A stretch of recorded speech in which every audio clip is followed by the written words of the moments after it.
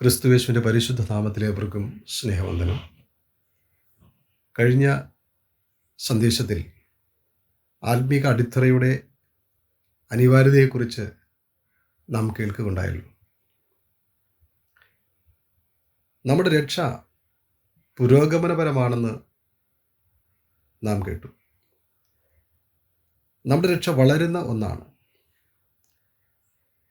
ആത്മീക അടിത്തറ അനിവാര്യമാണ്. എന്നാൽ അടിത്തറ മാത്രം ഇടുക എന്നുള്ളതല്ല ഒരു ബിൽഡറെ സംബന്ധിച്ച്, ഒരു നിർമ്മാതാവിനെ സംബന്ധിച്ച്. അയാളുടെ മുഴുവൻ ഊർജവും വിഭവങ്ങളും അയാൾ അടിത്തറയ്ക്ക് വേണ്ടി മാത്രം ചിലവഴിക്കാൻ മെനക്കെടില്ല. അടിത്തറ എന്നത് അതിനു മുകളിൽ ഒരു വീടോ അല്ലെങ്കിൽ മറ്റേതെങ്കിലും നിർമ്മിതിക്കായുള്ള പദ്ധതികളുടെ ഒരു തുടക്കം മാത്രമാണ്. വീട് പണിയുന്നയാൾ അല്ലെങ്കിൽ ഈ നിർമ്മാതാവ് ഒരിക്കൽ അടിത്തറയിട്ട് കഴിഞ്ഞാൽ വീണ്ടും വീണ്ടും അതേ പ്രവൃത്തി ചെയ്തുകൊണ്ടിരിക്കുകയില്ല. ബുദ്ധിമാനായ ഒരു ബിൽഡർ, നിർമ്മാതാവ് ആദ്യം ഒരു നല്ല അടിത്തറ തയ്യാറാക്കുന്നു. തുടർന്ന് അതിനു മുകളിലേക്ക് ഉള്ള മാതൃക പടുത്തുയർത്തുന്നതിൽ അതിനുള്ള തിരക്കിലാകുന്നു. അടിസ്ഥാനം എന്നത് അവസാനമല്ല, അതൊരു തുടക്കം മാത്രമാണ്. എന്നിരുന്നാലും അടിസ്ഥാനം അനിവാര്യമാണ്. അതിന് യാതൊരു വിട്ടുവീഴ്ചയും ഇല്ല. വിശുദ്ധ ബൈബിളിൽ എബ്രായർ 6-ാം അധ്യായം 1 മുതൽ 3 വരെ വാക്യങ്ങൾ അടിത്തറയെക്കുറിച്ചുള്ള 5 കാര്യങ്ങളെ വിശദീകരിക്കുന്നു. ഒന്നാമതായി, നിർജീവ പ്രവൃത്തികളെക്കുറിച്ചുള്ള മാനസാന്തരവും ദൈവത്തിലുള്ള വിശ്വാസവും. 2, സ്നാനങ്ങളെക്കുറിച്ചുള്ള ഉപദേശം. 3, കൈവയ്പ്. 4, മരിച്ചവരിൽ നിന്നുള്ള പുനരുത്ഥാനം. 5, ന്യായവിധി.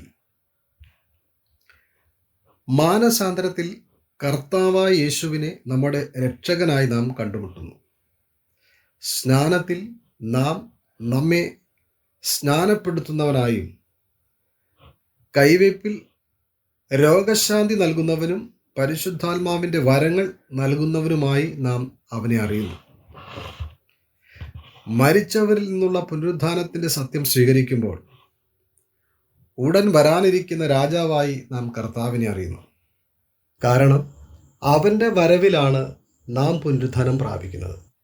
ന്യായവിധിയിൽ നമ്മുടെ ജീവിതത്തിലെ യഥാർത്ഥവും ഏക ന്യായാധിപനുമായ കർത്താവിനെ നാം അറിയുന്നു. ഈ അടിസ്ഥാന തത്വങ്ങൾ ഒന്നിന്മേൽ മറ്റൊന്നായി നിർമ്മിക്കേണ്ട വിവിധ പാളികളെ സൃഷ്ടിക്കുന്നു. അവ ഒരുമിച്ച് ഏറ്റവും അടിസ്ഥാനപരമായ സത്യങ്ങൾ ഉൾക്കൊള്ളുന്നു.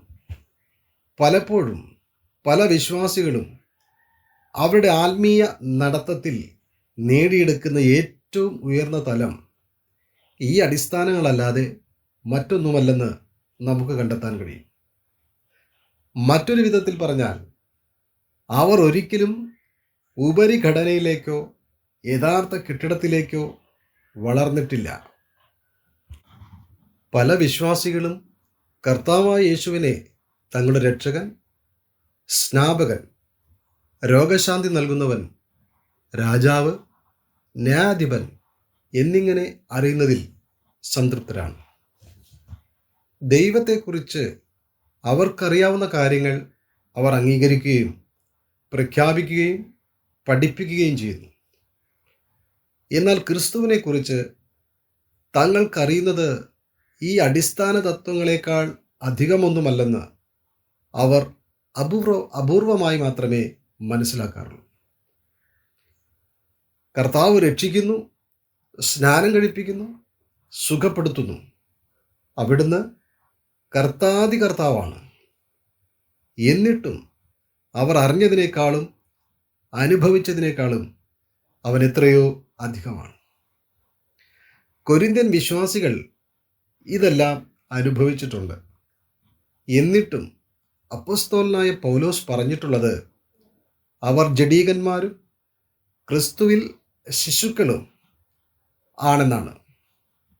അവർ പാൽ കുടിക്കുന്നവരും കട്ടിയായ ആഹാരം ദഹിപ്പിക്കാൻ കഴിയാത്തവരുമാണെന്നാണ്. ഏറ്റവും അത്യാവശ്യമായ അടിത്തറയിൽ നിന്ന് അടിസ്ഥാന തത്വങ്ങൾക്കപ്പുറത്തേക്ക് അവർ മുന്നേറിയിരുന്നില്ല എന്നതാണ് യാഥാർത്ഥ്യം. ഈ രക്ഷ ഒരിക്കലും ക്രിസ്തുവിനെക്കുറിച്ചുള്ള നമ്മുടെ പ്രാരംഭ അനുഭവത്തിൽ പരിമിതപ്പെടുത്താനാവില്ല. അത് പുരോഗമനപരമായ രക്ഷയാണ്. അതിൻ്റെ അർത്ഥം നമ്മൾ ഓരോരുത്തരും ഗ്രഹിക്കേണ്ടതുണ്ട്, നാം അനുഭവിക്കേണ്ടതുണ്ട്. ആത്മീയ വളർച്ചയുടെ ഓരോ ഘട്ടവും അനിവാര്യമാണ്. പൂർത്തീകരണത്തിന് ഏതെങ്കിലും ഒരു ഘട്ടം മാത്രം മതിയാവുകയില്ല. എന്നിരുന്നാലും മുൻഘട്ടങ്ങൾ അല്ലെങ്കിൽ ആത്മീയ തലങ്ങൾ ഏകീകരിക്കപ്പെട്ടതും ശക്തവും ആഴമേറിയതും അല്ലെങ്കിൽ മറ്റൊരു ഘട്ടത്തിലേക്ക് മുന്നേറാൻ കഴിയുകയില്ല. നമ്മുടെ ജീവിതത്തിലെ പ്രതിസന്ധികൾ അവയെ ബാധിക്കാതിരിക്കാൻ അടിത്തറ ആഴത്തിൽ സ്ഥാപിക്കണം. ഇസ്രായേൽ മക്കൾക്ക് വേണ്ടിയുള്ള ദൈവത്തിൻ്റെ പദ്ധതി മഹത്വകരമായ ഒന്നാണെന്ന് നമുക്ക് കാണാൻ കഴിയും. അത് അവരുടെ പുരോഗമനപരമായ രക്ഷയെക്കുറിച്ചുള്ളതാണ്. കർത്താവ് അവരെ ഈജിപ്തിൽ നിന്ന്, അടിമത്തത്തിൽ നിന്ന് വിടുവിച്ചു. അവരെ ചെങ്കടലിലൂടെ നയിച്ചു. സീനായ് പർവ്വതത്തിലേക്ക് കൊണ്ടുവന്നു. അവിടെ അവൻ അവർക്ക് കൂടാരവും നിയമവും നൽകി. തൻ്റെ സാന്നിധ്യത്തിൻ്റെ ഉന്നതമായ ശക്തിയെ അവർക്ക് കാണിച്ചു കൊടുത്തു. പിന്നീട് ദൈവം അവരെ മരുഭൂമിയിലൂടെ യോർദാൻ നദിയിലേക്കും വാഗ്ദത്ത കനാൻ ദേശത്തേക്ക് നയിച്ചു. വ്യക്തിപരമായും ഒരു ജനത എന്ന നിലയിലും ഇസ്രായേലർക്ക് വേണ്ടിയുള്ള കർത്താവിൻ്റെ ഉദ്ദേശ്യം അവരെല്ലാവരും കാനാൻ ദേശത്ത് പ്രവേശിക്കണം എന്നതായിരുന്നു. ഈജിപ്തിൽ നിന്ന് പുറത്ത് കൊണ്ടുവരിക മാത്രമല്ല, കാനാനിൽ എത്തിച്ചേരുക എന്നതായിരുന്നു ലക്ഷ്യം. അവരെ വാഗ്ദത്ത ദേശത്തേക്ക് കൊണ്ടുവരിക എന്നതായിരുന്നു അവരുടെ വിടുതലിൻ്റെ ലക്ഷ്യം. ഇസ്രായേൽ ജനത്തെ വാഗ്ദത്ത ദേശത്തേക്ക് കൊണ്ടുവരിക എന്നതായിരുന്നു അവരെ വിടുവിച്ചതിൻ്റെ യഥാർത്ഥ ഉദ്ദേശം അഥവാ ലക്ഷ്യം. ഓരോ വിശ്വാസിയും രക്ഷയുടെ ഈ ചിത്രം പൂർണ്ണമായി മനസ്സിലാക്കേണ്ടതുണ്ട്. പാതി വഴിയിൽ പോയി ആരും സംതൃപ്തരാകരുത്.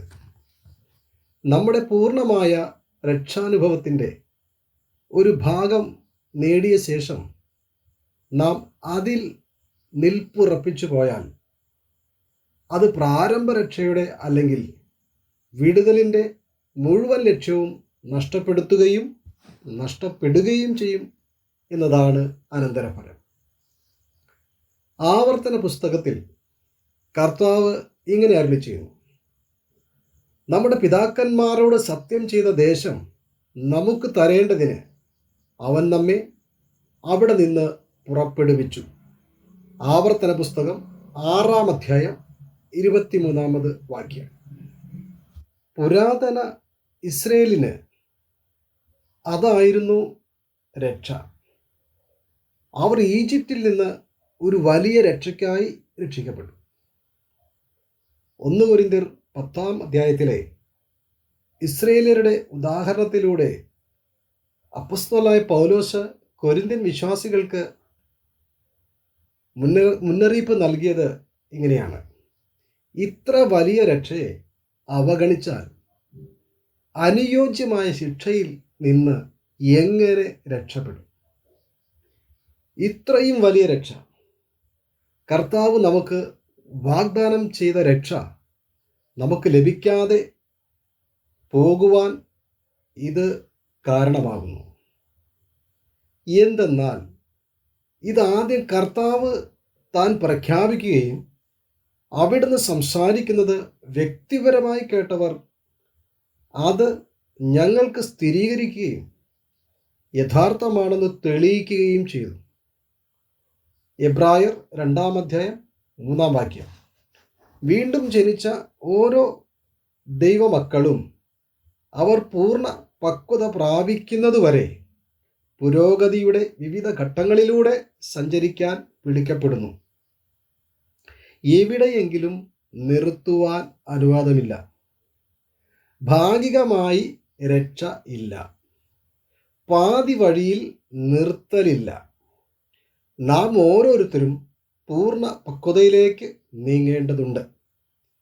ഞാൻ വീണ്ടും ജനിച്ചിരിക്കുന്നു, എനിക്ക് അത് മതി, അല്ലെങ്കിൽ ഞാൻ വീണ്ടും ജനിച്ച് വെള്ളത്തിൽ സ്നാനമേറ്റു, എനിക്ക് അത്രയും മതി, അതുമല്ലെങ്കിൽ രക്ഷിക്കപ്പെടുകയും സ്നാനപ്പെടുകയും പരിശുദ്ധാത്മാവിൻ്റെ അഭിഷേകവും പ്രാപിച്ചു, അത് മതി, ഇനി അവൻ്റെ വരവിനായി കാത്തിരിക്കുക മാത്രമാണ് ഞാൻ ചെയ്യേണ്ടത് എന്ന് പറയുന്നവർ ബുദ്ധിയില്ലാത്ത മൂഢനായ വീടുപണിക്കാരാണ്, അല്ലെങ്കിൽ നിർമ്മാതാവാണ്. വഴിയിൽ എവിടെയെങ്കിലും തങ്ങളുടെ ഇഷ്ടങ്ങൾക്കും താല്പര്യങ്ങൾക്കും അനുസരിച്ച് കൂടാരമടിച്ച് കർത്താവിൻ്റെ വരവിനായി കാത്തിരിക്കാൻ ആർക്കും കഴിയുകയില്ല. നാം മുന്നോട്ട് പോകണം. അടിസ്ഥാന ഘട്ടങ്ങൾക്കപ്പുറത്തേക്ക് നാം മുന്നേറുകയും ക്രിസ്തുവിലുള്ള പക്വതയുടെ സ്ഥാനത്തേക്ക് നാം വരികയും വേണം.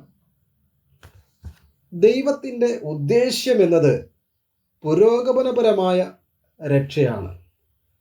എന്നിരുന്നാലും ഇസ്രയേൽ ദൈവത്തിനെതിരെ മത്സരിച്ചു. ഒടുവിൽ വിളിക്കപ്പെട്ട് പുറത്തു കൊണ്ടുവരപ്പെട്ട ആ തലമുറ അവരുടെ പൂർണ്ണമായ രക്ഷയിലേക്ക് അഥവാ വാഗ്ദത്ത ഭൂമിയിലേക്ക് പ്രവേശിച്ചില്ല. അവർ പ്രവേശിക്കില്ലെന്ന് കർത്താവ് അവരോട് പറഞ്ഞു. ഞാൻ അവരുടെ പിതാക്കന്മാരോട് സത്യം ചെയ്ത ദേശം അവർ കാണുകയില്ല. എന്നെ പ്രകോപിപ്പിച്ചവർ ആരും അത് കാണുകയില്ല. സംഖ്യാപുസ്തകം 14-ാം അധ്യായം 23-ാമത് വാക്യം.